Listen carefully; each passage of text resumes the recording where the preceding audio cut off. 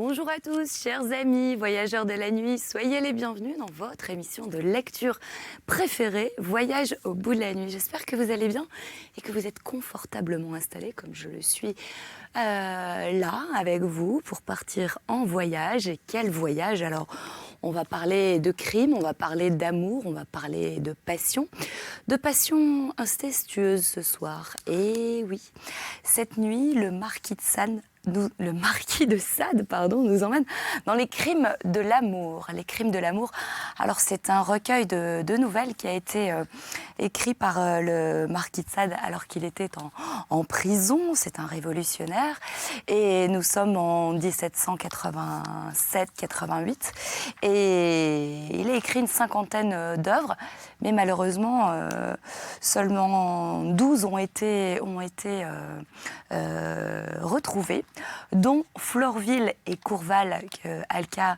a commencé et dont je vais avoir l'honneur de terminer cette nouvelle. Et nous aurons le plaisir de voyager ensemble toute la nuit au cœur de ce roman très chaud, très incestueux. Et oui, vous verrez que les papas aiment leurs filles, qu'il se passe des choses, que les fils tombent amoureux de leur mère. Enfin, vous allez voir, c'est très troublant. Allez, c'est parti, on se retrouve à la fin de cette émission. Au reste, les intentions de cette infortunée furent suivies ponctuellement. Elle avait pris des arrangements trop sûrs pour qu'ils puissent manquer. On la déposa dans son bosquet de jasmin sur lequel était gravé le seul mot « Vixit ». Ainsi périt la sœur de mon plus cher ami, remplie d'esprit, de connaissances, pétrie de grâce et de talent. Madame de Verquin eût pu, avec une autre conduite, mériter l'estime et l'amour de tous ceux qui l'auraient connue, et elle n'en obtint que le mépris. Ces désordres augmentaient en vieillissant. On n'est jamais plus dangereux quand on n'a point de principe qu'à l'âge où l'on a cessé de rougir. La dépravation gangrène le cœur, on raffine ses premiers travers et l'on arrive insensiblement au forfait, s'imaginant encore n'en être qu'aux erreurs, mais l'incroyable aveuglement de son frère ne cessa de me surprendre. Telle est la marque distinctive de la candeur et de la bonté. Les honnêtes gens ne soupçonnent jamais le mal dont ils sont incapables eux-mêmes et voilà pourquoi ils sont aussi facilement dupes du premier fripon qui s'empare et d'où vient qu'il en ait d'aisance et si peu de gloire à les tromper. Et l'insolent coquin qui y tâche n'a travaillé qu'à la civilir et sans même avoir prouvé ses talents pour le vice, il n'a prêté que plus d'éclat à la vertu. En perdant Madame de Verquin, je perdais tout l'espoir d'apprendre des nouvelles de mon amant et de mon fils, et vous imaginez que je n'avais jamais osé lui en parler dans l'état affreux où je l'avais vu. Anéanti de cette catastrophe, très fatiguée d'un voyage et de cette cruelle situation d'esprit, je résolus de me reposer quelque temps à Nancy, dans une auberge où je m'étais établie sans savoir absolument qui fût, mais puisque Madame et Monsieur de Saint-Prat avaient paru désirer que je déguisasse mon nom, ce fut là que j'écrivis à ce cher protecteur, décidé de ne partir qu'après sa réponse. Une malheureuse fille qui ne vous est rien, monsieur, lui disais-je, et qui n'a de droit qu'à votre pitié, trouble éternellement votre vie. Et au lieu de vous entretenir que de la douleur où vous deviez relativement à la perte que vous venez de faire, elle ose vous parler d'elle et vous demande vos ordres et les attendre. Mais il était dit que le malheur me suivrait partout et que je serais perpétuellement ou témoin ou victime de ses effets sinistres. Je revenais un soir, assez tard, de prendre l'air avec ma femme de chambre et je m'étais accompagnée que de cette fille et d'un laquais de louage que j'avais prise en arrivant à Nancy. Et tout le monde était déjà couché. Au moment d'entrer chez moi, une femme d'environ 50 ans, grande, forte, belle encore, et que je ne connaissais de vue depuis que je logeais dans cette même maison, sort tout à coup de sa chambre voisine et se jette, armée d'un poignard, dans une autre pièce à vis-à-vis. L'action naturelle est de voir. Je vole, Mes gens me suivent et dans un clin d'œil, sans que nous ayons le temps d'appeler ni de secourir, nous apercevons cette misérable se précipiter sur une autre femme, lui plongeant 20 fois son arme dans son cœur et rentrer chez elle égarée, sans avoir pu nous découvrir. Nous crûmes d'abord que la tête nous avait tourné à cette créature et que nous ne pouvions comprendre un crime dont nous ne dévoilions aucun motif. Ma femme de chambre, mon domestique, alors voulurent crier, mais un mouvement plus impérieux, dont je ne pus deviner la cause, me contraignit à les faire taire et à les saisir par le bras et à les entraîner avec moi dans mon appartement où nous nous enfermâmes aussitôt. Un train affreux se fit bientôt entendre. La femme qu'on venait de poignarder s'était jetée comme elle avait pu et sur les escaliers, en poussant des hurlements épouvantables. Elle avait eu le temps, avant d'expirer, de nommer celle qui l'avait assassinée. Et comme on sut que nous étions les derniers rentrés dans l'auberge, nous fûmes arrêtés en même temps que la coupable. Les aveux de la mourante ne laissant néanmoins aucun doute sur nous, on se contenta de nous signifier défense de sortir de l'auberge jusqu'à la conclusion du procès. La criminelle traînée en prison n'avoua rien et se défendit fermement qu'il n'y avait d'autres témoins que mes gens et moi, et il fallut paraître. Il fallut parler. Il fallut aussi cacher avec soin ce trouble qui me dévorait secrètement. Moi qui méritais la mort, comme celle que mes aveux forcés allaient traîner au supplice, puisqu'aux circonstances près, j'étais coupable d'un crime pareil, et je ne sais ce que j'aurais donné pour éviter ces cruelles dépositions. Il me semblait, en les dictant, qu'on arrachait autant de gouttes de sang de mon cœur que je proférais de paroles, et cependant, il fallut tout dire. Alors nous avouâmes ce que nous avions vu. Quelques convictions qu'on eut d'ailleurs sur le crime de cette femme, dont l'histoire était d'avoir assassiné sa rivale.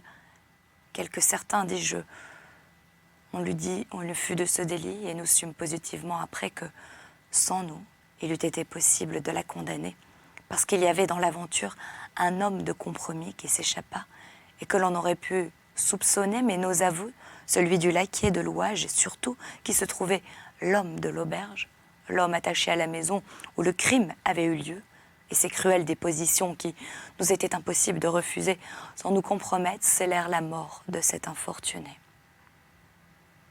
À ma dernière confrontation, cette femme, m'examinant avec le plus grand saisissement, me demanda mon âge. 34 ans, lui dis-je. 34 ans? Et vous êtes de cette province? Non, madame. Vous vous appelez Florville, n'est-ce pas? Oui, répondis-je, c'est ainsi qu'on me nomme. Je ne vous connais pas, reprit-elle, mais vous êtes honnête, estimé, dit-on, dans cette ville. Cela suffit malheureusement pour moi. Puis, continuant avec trouble, mademoiselle, un rêve vous a offert à moi au milieu de mes horreurs, où me voilà, et vous y étiez avec mon fils, car je suis mère et malheureuse, comme vous le voyez, et vous aviez la même figure, la même taille, la même robe, et l'échafaud était devant mes yeux. Un rêve, m'écriai-je, un rêve, madame, et le mien se rappelant aussitôt à mon esprit, les traits de cette femme me frappèrent, je la reconnus pour celle qui s'était présentée à moi avec Sénéval, près du cercueil hérissé d'épines. Mes yeux s'inondèrent alors de pleurs, et plus j'examinais cette femme, plus j'étais tentée de me dédire. Je voulais demander la mort à sa place. Je voulais fuir, mais je ne pouvais pas m'arracher. Et quand on vit l'état affreux dans lequel elle me mettait, comme on était persuadé de mon innocence, on se contenta de nous séparer. Je rentrai chez moi, anéantie, accablée de 1000 sentiments divers dont je ne pouvais me démêler à la cause, et le lendemain, cette misérable fut conduite à la mort. Je reçus le même jour la réponse de monsieur de Saint-Prat. Il m'engageait à revenir. Nancy, devant pas m'être fort agréable après les funestes scènes qu'il venait de m'offrir, je le quittai sur le champ et m'acheminai vers la capitale poursuivi par le nouveau fantôme de cette femme qui semblait me crier à chaque fois à l'instant. C'est toi malheureuse, c'est toi qui m'envoies la mort. Mais tu ne sais pas qui ta main y traîne. Alors, bouleversée par tant de fléaux, persécutée par autant de chagrins, je priais Monsieur de Saint-Prat de me chercher quelque retraite où je puisse finir avec mes jours dans la solitude la plus profonde et dans les devoirs les plus rigoureux de ma religion. Puis elle me posa celui où vous m'avez trouvé et je m'y établis dès la même semaine. N'en sortant que pour venir voir 2 fois le mois mon cher protecteur et pour passer enfin quelques instants chez Madame de Lérins. Mais le ciel, qui veut à chaque fois me frapper par tous les coups, et ne me laissa pas jouir longtemps de cette dernière amie, et j'eus le malheur de la perdre l'an passé. Sa tendresse pour moi n'a pas voulu que je me séparasse d'elle à ces cruels instants, et c'est également dans mes bras qu'elle rendit les derniers soupirs. Mais qui l'eût pensé, monsieur ? Cette mort ne fut pas aussi tranquille que celle de Madame de Verquin. Celle-ci, n'ayant jamais rien espéré, ne redoutant point de tout perdre, sembla frémir de voir disparaître l'objet certain de son espoir. Aucun remords ne m'avait frappé dans la femme qui devait assaillir en foule, celle qui ne s'était jamais vue dans le cas d'en avoir conçu, mais Madame de Verquin, en mourant, ne regrettait pas de l'avoir pas fait assez de mal. Madame de Lérins expirait repentante du bien qu'elle n'avait pas fait. L'une se couvrait de fleurs en ne déplorant que la perte de ses plaisirs, et l'autre voulait mourir sur une croix de cendres, désolée du souvenir des heures qu'elle n'avait pas offertes à la vertu. Ces contrariétés me frappèrent. Un peu de relâchement s'empara de mon âme. Et pourquoi donc, me dis-je, le calme en de tels instants n'est-il pas le partage de la sagesse quand il paraît l'être de l'inconduite ? Mais à l'instant fortifié par une voix céleste qui semblait tonner au fond de mon cœur, est-ce à moi, m'écriai-je, de sonder les volontés de l'Éternel ? Ce que je m'assure en mérite plus les frayeurs de Madame de Lérins, sont les sollicitudes de la vertu. La cruelle apathie de Madame de Verquin n'est que le dernier égarement du crime. Ah, si j'ai le choix de mes derniers instants, que Dieu me fasse plutôt la grâce de m'effrayer comme l'une que de m'étourdir à l'exemple de l'autre. Telle est enfin la dernière de mes aventures, monsieur. Il y a 2 ans que je vis l'Assomption, où m'a placé mon bienfaiteur. Eh oui, monsieur, il y a 2 ans que j'y demeure, sans qu'un instant de repos ai-je encore, lui en moi, et sans que j'aie passé une seule nuit où l'image de cet infortuné Saint-Ange et celle de la malheureuse que j'ai fait condamner à Nancy ne soient présentées à mes yeux. Voilà l'état où vous m'avez trouvé. Voilà les choses secrètes que j'avais à vous révéler. N'est-il pas de mon devoir de vous le dire ? Voyez s'il est maintenant possible que je puisse être digne de vous. Voyez celle dont l'âme est navrée de douleur, je peux apporter quelque joie sur les instants de votre vie. Ah, mais croyez-moi, monsieur, cessez de vous faire illusion. Laissez-moi rentrer dans la retraite sévère qui me convient seule, et vous m'arracheriez que pour avoir éperdument devant vous le spectacle affreux du remords, de la douleur et de l'infortune. Mademoiselle de Florville n'avait pas terminé son histoire sans se retrouver dans une violente agitation. Naturellement vive, sensible, délicate, il était impossible que le récit de ses malheurs ne l'eût considérablement affectée. Monsieur de Courval, qui, dans les derniers événements de cette histoire, ne voyait pas plus que les premiers de raisons plausibles qui dussent déranger ses projets, mit tout en usage pour calmer celle qu'il aimait. Je vous le répète, mademoiselle, il y a des choses fatales, singulières, dans ce que vous venez de m'apprendre, mais je ne vois pas une seule qui soit faite pour alarmer votre conscience, ni faire tort à votre réputation. Une intrigue à 16 ans, j'en conviens, mais que d'excuses. Votre âge, les séductions de Madame de Verquin, Un jeune homme peut-être aimable et que vous n'avez jamais revu. N'est-ce pas, mademoiselle? Et monsieur de Courval continua avec un peu d'inquiétude. Oh, mais jamais très assurément, répondit Florville, en devinant les motifs d'inquiétude de monsieur de Courval. Eh bien, mademoiselle, concluons, reprit celui-ci. Terminons, je vous en conjure, et laissez-moi vous convaincre le plus tôt possible. Il n'entre rien dans le récit de votre histoire qui ne puisse jamais continuer dans le cœur d'un honnête homme, ni l'extrême considération due à tant de vertus, ni l'hommage exigé par autant d'attraits. Alors mademoiselle de Florville demanda la permission de retourner encore à Paris, consulter son protecteur pour la dernière fois en promettant qu'aucun obstacle ne traînait assurément. Et monsieur de Courval ne put se refuser à cet honneur de voir et elle partit. Et revint au bout de 8 jours avec monsieur de Saint-Prat. Monsieur de Courval combla ce dernier d'honnêteté et lui témoigna de la manière la plus sensible et combien elle était flattée de se lier avec elle et qu'il daignait protéger et la supplia d'accorder toujours le titre de sa parente à cette aimable personne. Et monsieur de Saint-Prat répondit comme il le devait aux honnêtetés de monsieur de Courval et continua à lui donner du caractère de mademoiselle de Florville les notions les plus avantageuses.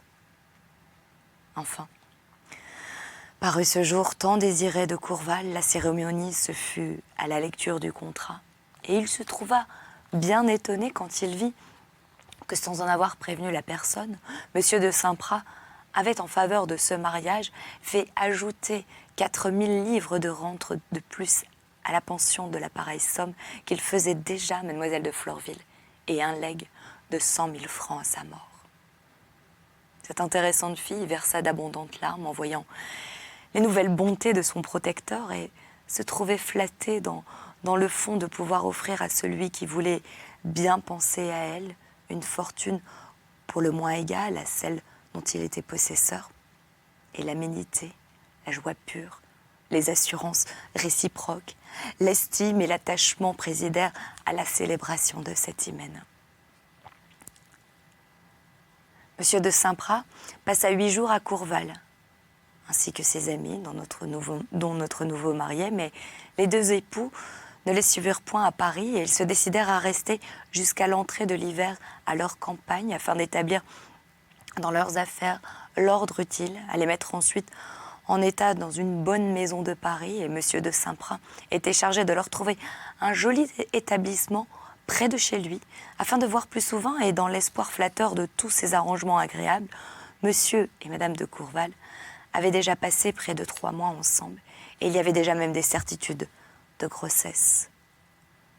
Saint-Prat, lorsqu'un événement imprévu vint cruellement flétrir la prospérité de ces heureux époux, et changer en affreux cyprès les tendres roses de l'hymen.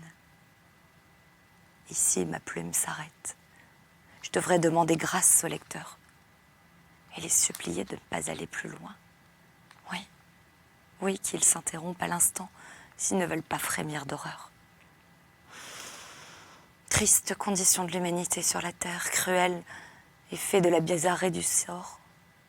Pourquoi faut-il que la malheureuse Florville, que l'être le plus vertueux, le plus aimable, le plus sensible, se trouve, par un inconcevable enchaînement de fatalité, le monstre le plus abominable qu'ait pu créer la nature?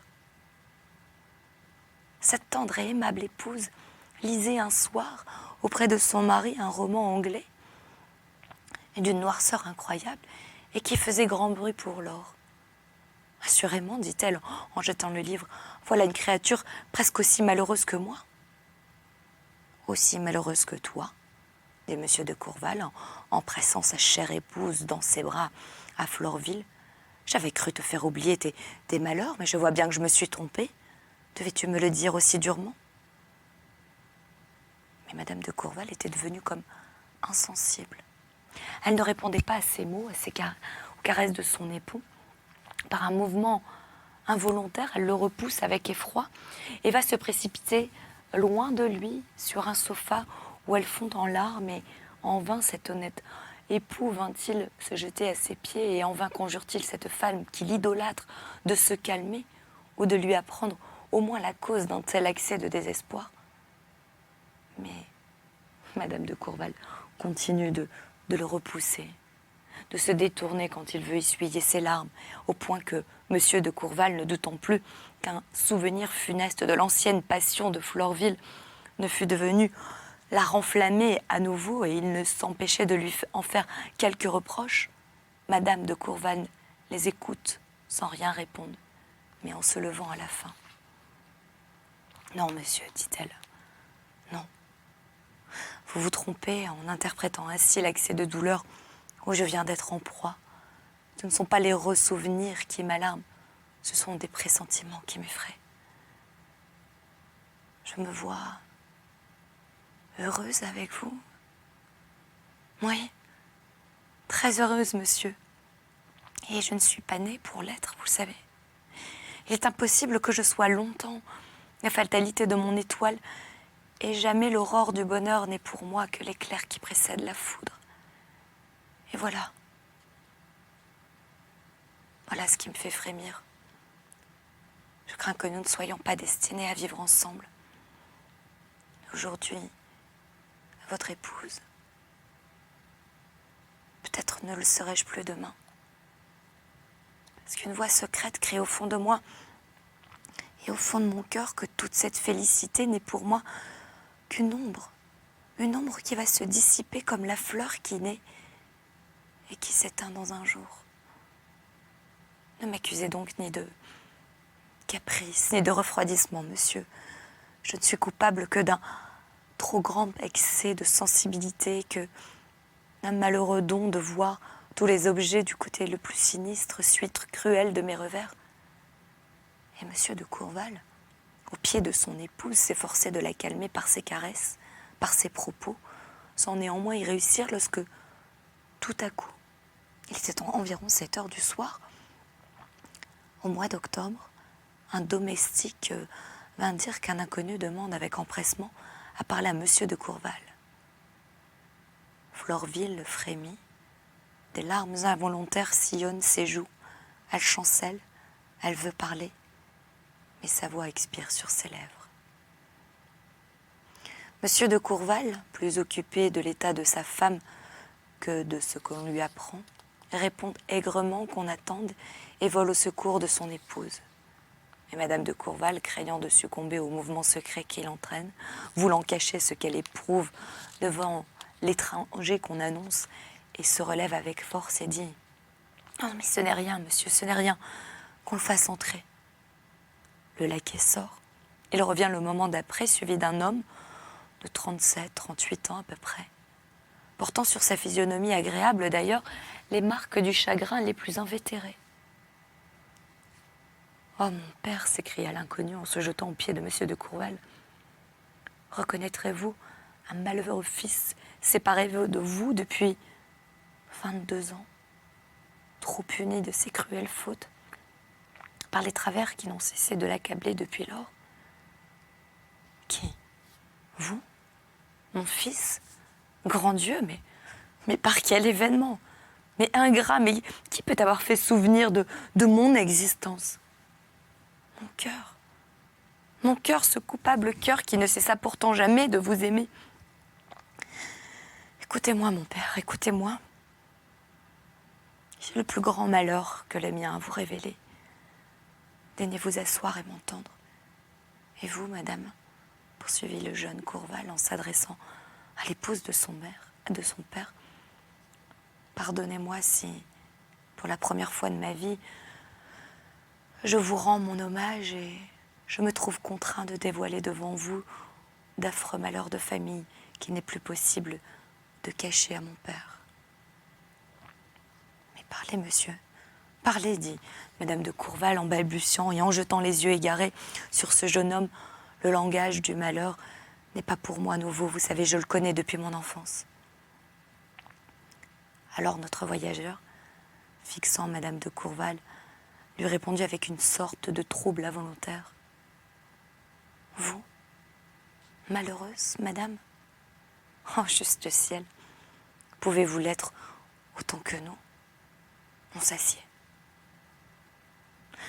L'état de Madame de Courval se dépeindrait difficilement. Je jette les yeux sur ce cavalier, je les replonge à terre. Elle soupire avec agitation. Monsieur de Courval pleure et son fils tâche à le calmer et lui suppliant de lui prêter attention. Mais enfin, la conversation prend un tour plus réglé. J'ai tant de choses à vous dire, monsieur, que vous me permettrez de supprimer quelques détails pour ne pas vous apprendre que les faits, et j'exige votre parole, ainsi que celle de madame, de ne pas les interrompre tant que je n'ai pas fini de vous les exposer. Je vous quittai à l'âge de 15 ans, monsieur. Mon premier mouvement fut de suivre ma mère. J'avais l'aveuglement de vous préférer. Elle était séparée de vous depuis des années, alors je la rejoignis à Lyon sous des désordres et m'effrayèrent à tel point que, pour conserver le reste de ses sentiments, je lui devais, je vis contraint de fuir et je passai à Strasbourg où se trouvait le régiment de Normandie. Madame de Courval alors s'émeut et se contient. J'inspirai quelques intérêts au colonel, poursuivit le jeune homme de Courval, et je me fis connaître à lui. Il me donna une sous-lieutenance, et l'année d'après, je vins avec le corps de garnison à Nancy. J'y devins amoureux d'une parente, Madame de Verquin. Je séduisis alors cette jeune personne. J'en eus un fils, et j'abandonnai cruellement de mère. À ces mots, Madame de Courval frissonna, un gisement sourd exhala de sa poitrine, mais elle continua d'être ferme. Cette malheureuse aventure a été la cause de tous mes malheurs. Je mis l'enfant de cette demoiselle infortunée chez une femme près de Metz qui me promit d'en prendre soin. Je revins quelque temps après à mon corps. On blâma ma conduite et la demoiselle n'ayant pu reparaître à Nancy, on m'accusa d'avoir causé sa perte, trop aimable. Pour n'avoir pas intéressé toute la ville, elle y trouva des vengeurs et je me battis. Je tuai mon adversaire. Je passai alors à Turin avec mon fils, que je revins chercher près de Metz. Et j'ai servi 12 ans le roi de Sardaigne. Je ne vous parlerai point des malheurs que j'y ai éprouvés, et ils sont sans nombre, mais c'est en quittant la France qu'on apprend à la regretter. Cependant, mon fils croissait et promettait beaucoup. Ayant fait à Turin avec une Française qui avait accompagné celle de nos princesses qui se maria dans cette cour, et cette respectable personne s'étant intéressée à mes malheurs, j'osai lui proposer de conduire mon fils en France pour y perfectionner son éducation, et lui promettant ainsi de mettre assez d'ordre dans mes affaires pour venir retirer de ses mains dans 6 ans, et elle accepta, conduisit à Paris mon malheureux enfant, mais ne négligeant rien pour bien l'élever, elle m'en donna très exactement des nouvelles.